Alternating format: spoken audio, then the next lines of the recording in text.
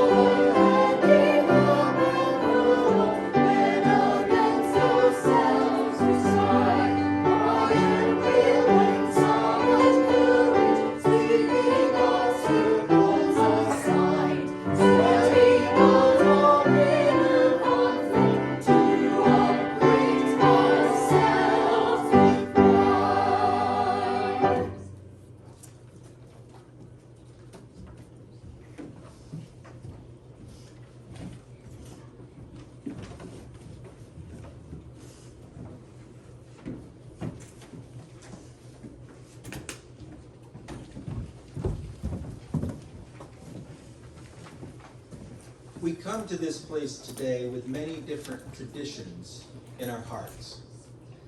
Some of us were raised in religious families, and we carry the wisdom of our ancestors with us. Others of us may have found our way to Unitarian Universalism after exploring other faiths. And still others of us may be new to the idea of religion altogether. No matter what our background, we are all welcome here. We believe that everyone has something to offer and that we can learn from each other's traditions. So let us come together to learn from each other, to celebrate our diversity, and to find new ways to connect with the sacred. And Melissa Bartlett of UU Utica will lead us in our chalice lighting.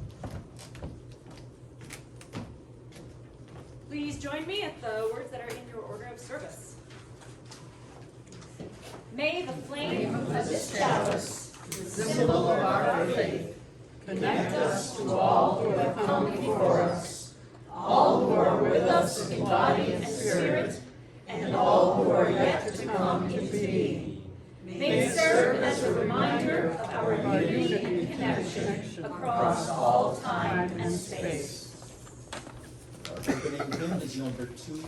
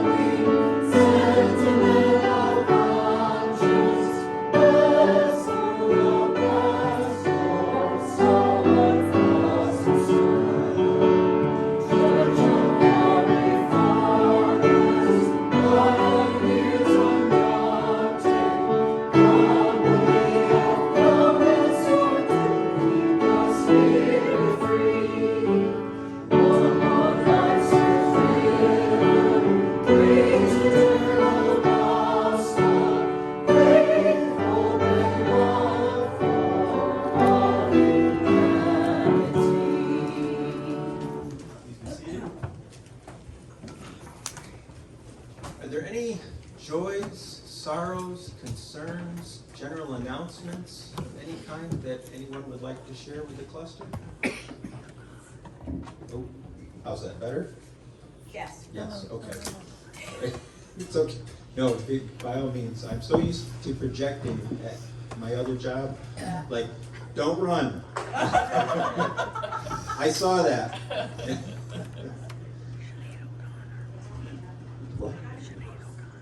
Oh, light a candle? yes.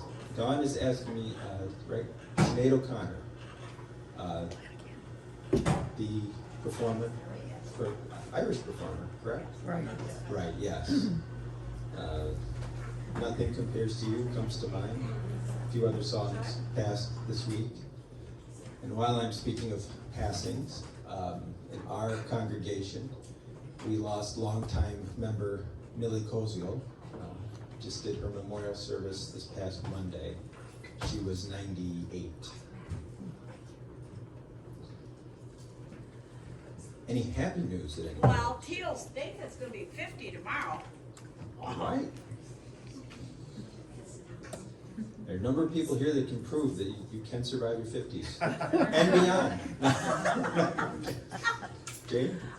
Well, just to let everybody know, I brought Grace home from the hospital. She had a successful hip replacement and is doing well. Good. Good, good. We keep missing each other on the phone. I call her, she doesn't answer. She calls me, I can't answer. Good, I'm glad. Grace Randall. Oops, yes. Denise Morgan from Utica, and it's just a joy to be here. My son was dedicated here in about 1996 at this church, and I haven't been back since. I haven't been to Carnival, I haven't been here.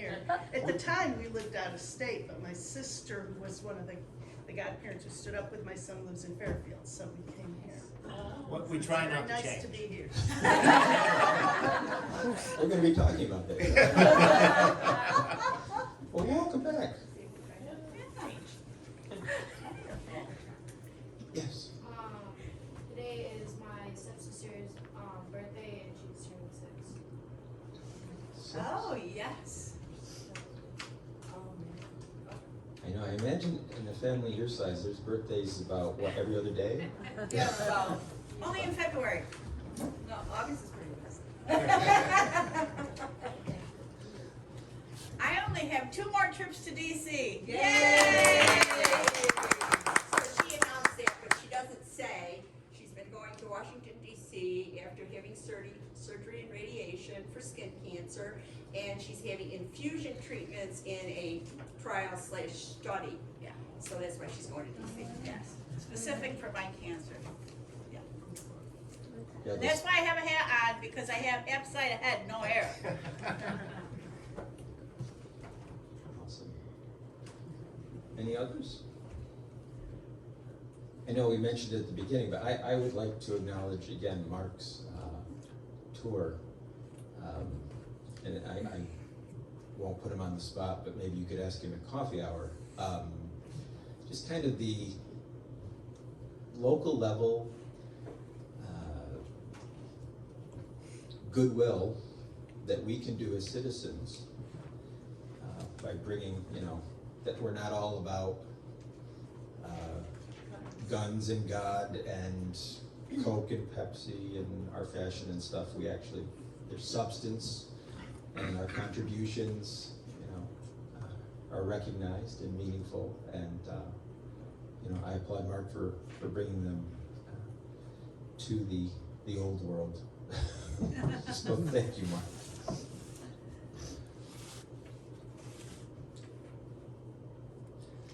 I have a reading I'd like to share with you. This is called Tradition. You may have noticed, looking at your order of service, that seems to be the theme of today, and you would be right. We are gathered here today to celebrate the power of tradition. Traditions are the things that we do together as a community that help us to connect with our past, to build a shared future. They can be simple things, like lighting a chalice or singing a hymn, or they can be more elaborate, like celebrating a holiday or participating in a ritual. Traditions give us a sense of belonging and of continuity. They remind us that we are part of something larger than ourselves, and that we are connected to the generations that came before us and generations that will hopefully come after us. Traditions can also provide us with comfort and strength in times of difficulty. Of course, traditions are not always static. They can change and evolve over time as our understanding of the world around us changes. But even as they change, traditions can still provide us with a sense of stability and meaning. In a world that is constantly changing, traditions can be a source of comfort and grounding. They remind us that we are not alone, and that we have a shared history and a shared future. So let us embrace our traditions, and let us use them to build a more just and compassionate world. And let us now give and receive the morning offering to support the work, the wonder, and the witness of this community.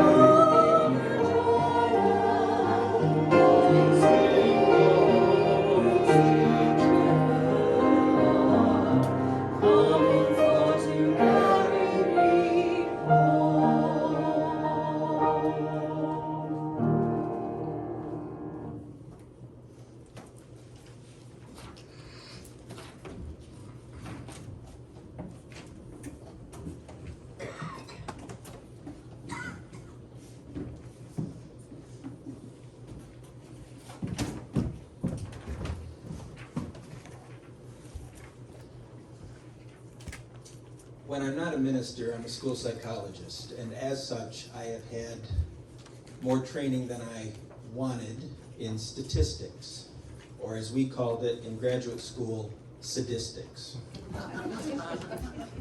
It comes in handy. The time I most want to use it is when I'm held up behind someone at, say, Stewart's, who's buying lottery ticket and scratch off, and they get their $2 and they use that to buy tickets, and I want to whisper and say, "You're not going to win." Very unlikely. Be that as it may, I want to share an interesting statistic with you that I came across. The fastest growing religious affiliation, if it could even be called religious, in the United States today are what social scientists refer to as nuns. That's N-O-N-E-S, not to be confused with N-U-N-S. These are people who claim to have no religious affiliation at all. They are made up of atheists, agnostics, or people who say that they are spiritual but not religious. So put another way, the fastest growing religious affiliation in our country are people who claim no religious affiliation at all. One would think, in light of this statistic, that some of these folks would find their way to our churches and societies. After all, Unitarian Universalism is pretty open. It has no set creed. You are free and responsible for your own search for meaning and spiritual growth. The question then becomes, where are all these new people? Why aren't our numbers going up instead of going down, or at least holding steady, if we're lucky? I suspect I am not the only one here who has friends or acquaintances that if the topic of religion comes up, and you mention that you're a Unitarian Universalist, and you describe what that is, as hard as that is to do in, it's like you want to pull out a chair and say, have you got a few minutes? You explain that, and I've encountered a number of people over the years who, wow, that sounds really cool. That sounds like a church I'd like to go to. Did they ever come? Not really. But they'd like to.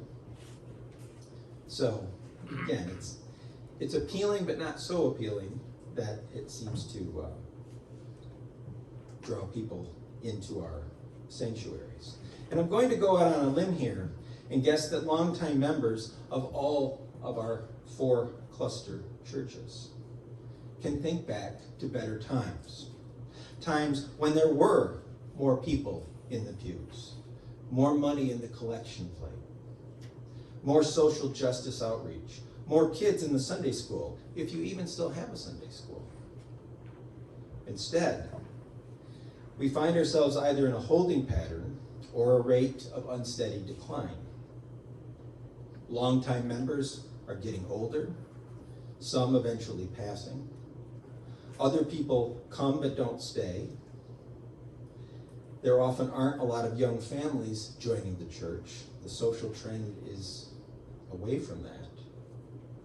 Even our kids, have you found this? Even our kids who grow up in our congregations often don't stay. I recall several years ago when our daughter Natalie was in her early teens. Wasn't that an easy time, Dawn? It was not. And we told her and her brother one morning that we were going to church as a family. She wanted to know why she had to get up early on one of her 2 days off to go to church. Because we want to go as a family, my wife said. Because your father is the minister, and how does it look if my own kids won't come to church, I said. Natalie remained resolute. I'm not sure where she gets her stubbornness from. I then resorted to that time-honored statement that I swore as a kid I would never say, because I said so. She put her hands on her hips, looked at Dawn and I defiantly and said, you know what? I'm not even sure I believe in God. Then I pulled an ace out of my sleeve. I looked at her and I said, oh, sweetie, you're in the wrong denomination for that to matter. Natalie went to church that day. Part of the problem, as I see it, is that Unitarian Universalism's greatest strengths are also its greatest weaknesses.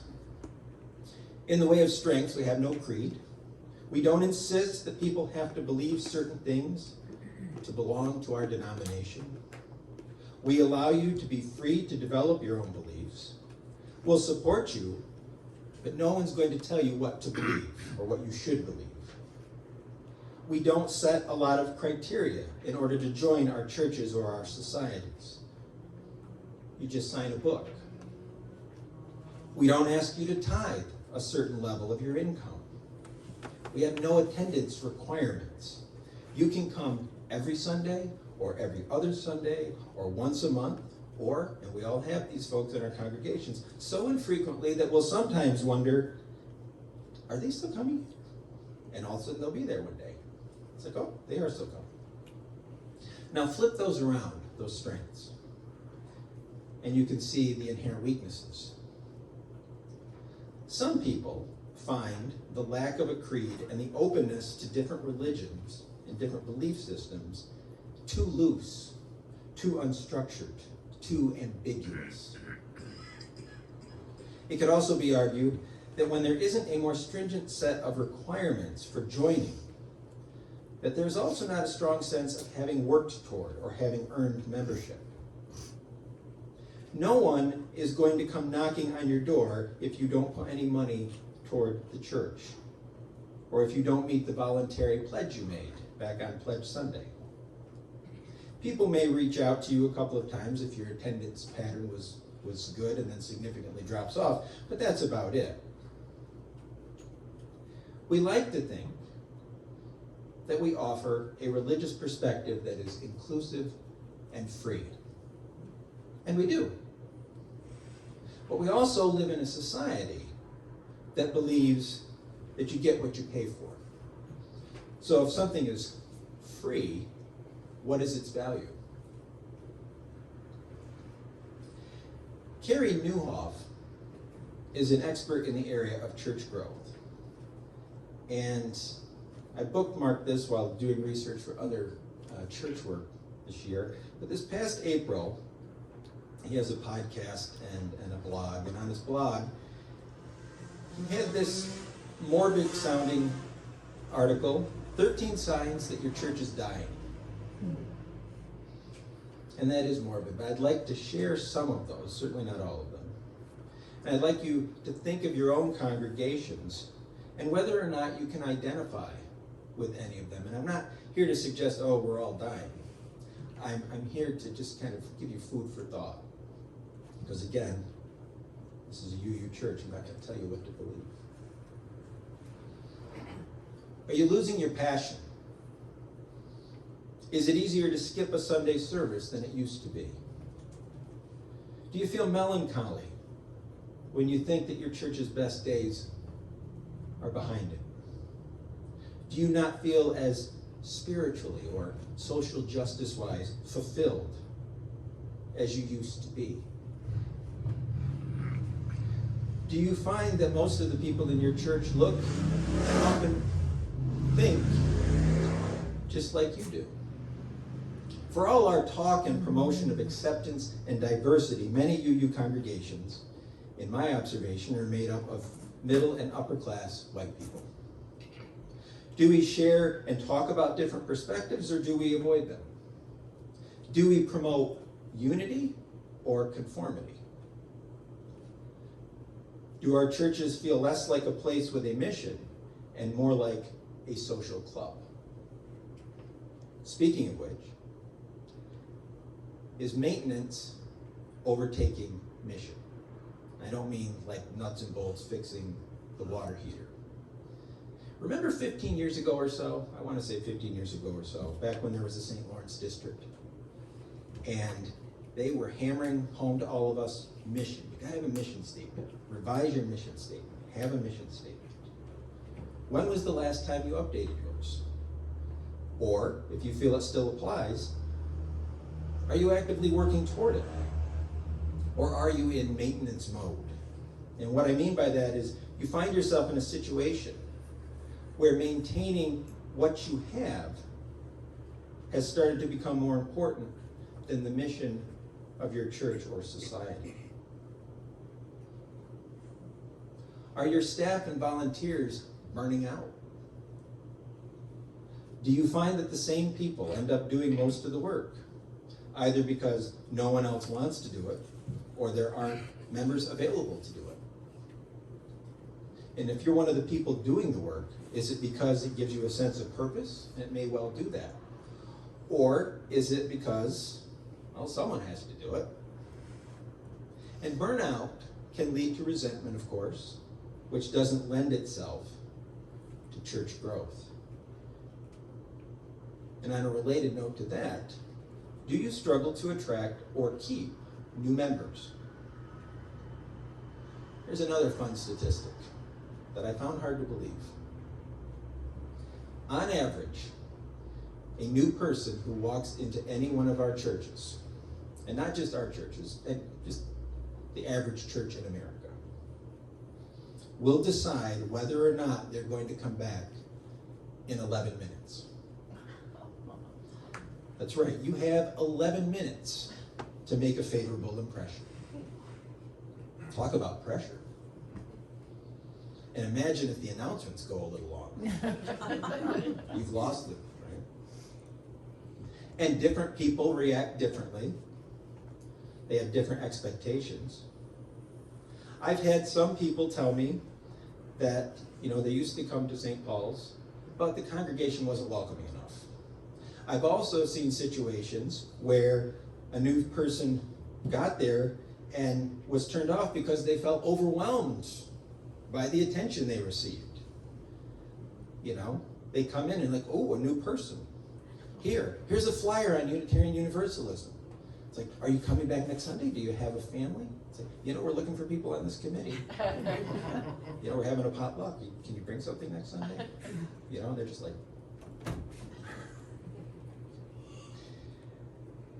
And that is a challenge both for prospective new members as well as the people in the congregation. How much is too much? How much is too little? Are your church's finances often in the red? It's kind of hard to invest in the mission of the church if you're struggling just to keep the lights on.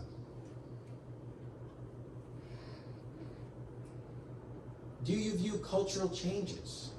I imagine this is less of an issue for UU churches than it is for others, but do you view cultural changes as threats to your church? Some UU churches are very big on social justice. Others, not so much. Think of issues that are affecting our society: climate change, gun violence, income inequality, racial divisions, reproductive rights, LGBTQ rights, just to name a few. Does your congregation take a stand? Or do some members want to sidestep these issues as too political or too personal to be discussed in church? That's stuff for, you discuss that around the dinner table, not here at church. And the last one, the one I'd like to focus on because I think it is arguably the foundation of all the others. Is your church afraid of innovation and change? Is there a tendency to hold on to the past and to resist new ideas? We all know that change is a part of life. But in my experience, most people tend to avoid it. They get comfortable, arguably set in their ways. You've probably heard the mindset at a board meeting or something over the years, if you've been a long-time member of your congregations. Well, we've always done it this way. There's a modern parable that speaks to this, and those of you from St. Paul's, I apologize. It's probably about the third or fourth time you've heard this parable. Well, you hear Jesus' parables from time to time. So, a husband and wife are preparing a ham for a holiday dinner. And the wife trims both ends of it before she places it in the roasting pan. Her husband asks why she does this. And the wife replies, that was what her parents always did when they were cooking a roast. A few months later, the couple are over at the wife's parents' house, and the husband notices his mother-in-law cutting the ends off of a beef roast. He remembers what his wife had said at the last gathering, and he asks his mother-in-law why she does it. She kind of scratches her head and said, well, my mother always did it. A few weeks later, the family is gathering at the wife's grandparents' home. The grandmother is preparing a turkey roast, a boneless one. The couple is sitting in the kitchen, and they notice that the wife's grandmother does not trim the ends off the turkey roast. Wait a minute, Grandma, the wife says. Aren't you going to trim the ends off the roast first? Mom said you always did that, and she taught me to always do it. I thought it was a family tradition. The grandmother rolls her eyes, smiles, and replies, it's not a tradition. It's because when your grandfather and I were first married, we couldn't afford a larger roasting pan. The only way to make the meat fit was to trim the ends. The moral of the story, of course, is what was once practical becomes an unnecessary tradition that no one thinks to question. They do it because that's what was done before. Now, change for its own sake is pointless. But life is change, and trying to resist that fact leads to stagnation. At the same time, without a sense of tradition, we risk losing our identity as a church. Where I'm going with all of this is that our ability to sustain ourselves and grow as a church or society can be visualized as a tightrope walk between tradition and change. Those are the bars as you're going across the line. And one of the pitfalls in that situation is when we confuse tradition with traditionalism. And that's a distinction that was made by the late Jaroslav Pelikan, a renowned scholar of Christian history. In his 1989 book, The Vindication of Tradition, Pelikan makes the distinction between the two. Tradition, he says, is the living faith of the dead. Traditionalism is the dead faith of the living. Tradition lives in conversation with the past, while remembering where we are and when we are, and that it is we who have to decide what to do with it. Traditionalism supposes that nothing should ever be done for the first time. So all that is needed to solve any problem is to essentially do what we've always done. When we carry on the ideas and practices established by those who came before us, while tempering them with the reality that times change, we are building upon tradition. Conversely, if we resist and stubbornly insist that we need to do what we've always done for its own sake, we're engaging in traditionalism. You can see where people could confuse the two of those. Let me give you a real life and recent example. Think back 2 or 3 years to the pandemic. Our tradition was to gather for church services. But to do so meant the possibility of spreading illness or possibly even death to others in our congregations. And so we still gathered, either through a live service or by posting a recorded service. We honored the tradition of fellowship, but adapted to meeting in a new way, and a lot of us still carry that on. I've noticed that, some of us, we meet in person, but we also Zoom it or we record it.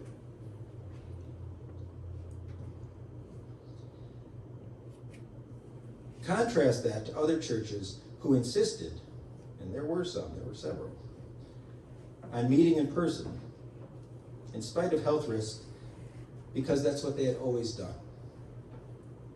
Remember, we were going to be back in church for Easter. That was traditionalism. How many became ill because of a stubborn refusal to adapt old practices for changing circumstances? Let me give you another example. It is tradition to include opening and closing words, chalice lightings, and other readings in our services.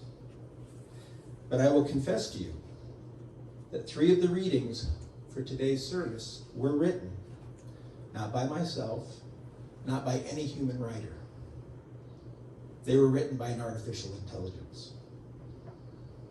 I said, give me opening words appropriate for a gathering of Unitarian Universalists. Give me a reading of 3 to 4 paragraphs on tradition appropriate for Unitarian Universalists. Just like that. Didn't even have to tweak it. Sometimes you do.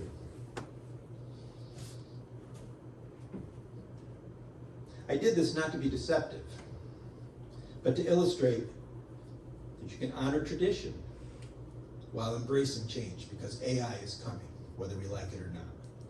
Apparently, people ignore the Terminator movies. As far as religious denominations go, Unitarian Universalism seems almost uniquely suited to maintain its traditions while adapting to a world that is changing faster than ever before. To reiterate the words of Jaroslav Pelikan, tradition is the living faith of the dead, traditionalism is the dead faith of the living.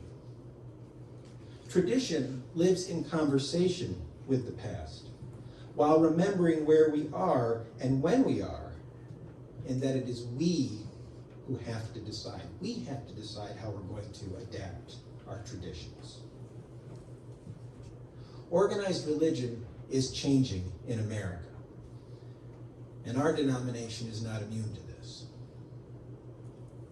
Even though most of us would likely look at the current state of our individual congregations and think that our best days are perhaps behind us, there is reason to hope. I can't speak for everyone's congregations, but I can speak to our own at Little Falls. And apologies again to the folks at Little Falls, because they've heard this story probably 6 or 7 times in the last 20 years. When I first came to Little Falls in January of 2002, people were excited at the prospect of 3 new members, with a 4th on the way because Dawn was pregnant with Natalie at the time. So we walked in with our 2-year-old son, and Dawn and I, Natalie came along a few months later. But there was this undercurrent of feeling disheartened. Longtime members were telling me, well, if this church is around in another 5 years, I'll be surprised. That was disheartening to me. But we kept coming, kept hoping. Well, that was over 20 years ago at this point. And I'm guessing that there are people from Salisbury, Barneveld, and Utica who could share similar types of stories. But the fact remains that we're all still here. No doubt different than we once were, but that's to be expected. Again, change is a part of life, and we keep on keeping on. And I would argue that a large part of the reason for that is each congregation's ability to maintain a sense of tradition while also adapting to our ever-changing world and its events and circumstances. One adaptation I would suggest, and I'm sure it's probably not a new idea, some of you have for sure have thought of it, is to look at how your congregation defines growth. It is more than just increasing the number of people who walk through our doors on a Sunday morning. Consider a thought experiment. A congregation of 25 gains 2 new members as opposed to a congregation of 15 who increases their community outreach in 2 new ways. Both congregations have grown. The idea being that there are many forms of growth. That's a whole other sermon. A few moments ago, I gave you one very recent example of maintaining tradition while adapting to changing times. And I want to end this reflection by giving you evidence that our denomination has been doing this all along. I'd like to invite you to join me in responsive reading number 569. Which one? 569. Yeah, 569. These are the words of the Reverend Olympia Brown. She was a minister in the traditional sense. Universalists needed ministers. But she was also one of the first women to be ordained as a minister in this country. So again, tradition tempered by changing times. Reverend Brown was also one of the few suffragettes who lived to see the passage of the 19th Amendment, which guaranteed women the right to vote. She spoke these words shortly after that event while reflecting on her decades-long ministry. So please join me now responsibly. Stand by this faith, work for it, and sacrifice for it. There is nothing in all the world so important as the loyal to this faith, which has placed before us the loftiest ideals, which has comforted us in sorrow, strengthened us for noble duty, and made the world beautiful. Do not demand immediate results, but rejoice that we are worthy to be entrusted with this great message. That you are strong enough to work for a great true principle without counting the cost. Go on finding ever-new applications of these truths and new enjoyments in their contemplation, always trusting in the one God which ever lives and loves. Friends, may it be so. May it indeed be so. Our closing hymn is 128.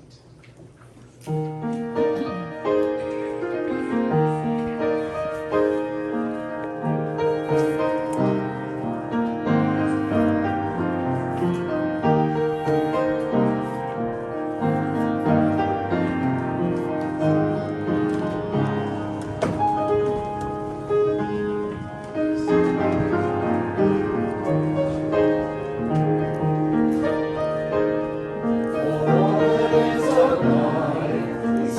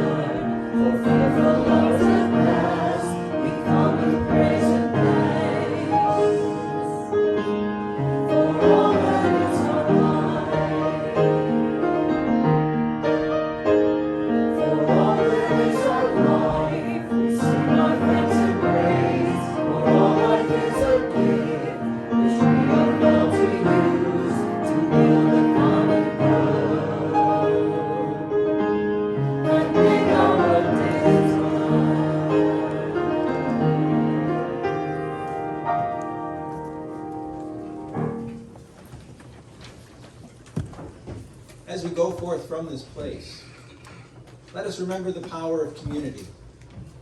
We are all connected. We are stronger together. Let us reach out to those in need. Let us build a more just and equitable world. Our choir will now sing our closing song.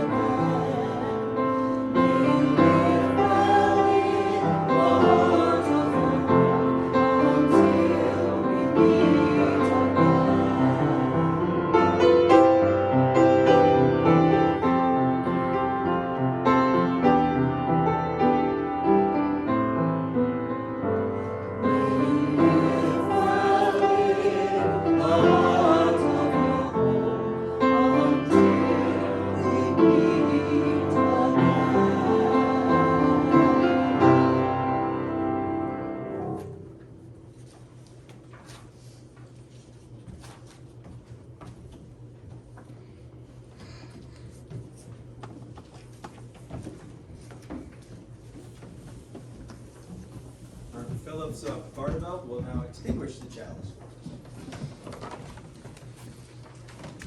We extinguish This flame, but not its light in our hearts, with this message of love and justice, taking it outside these walls to the world we live in, until we are together again.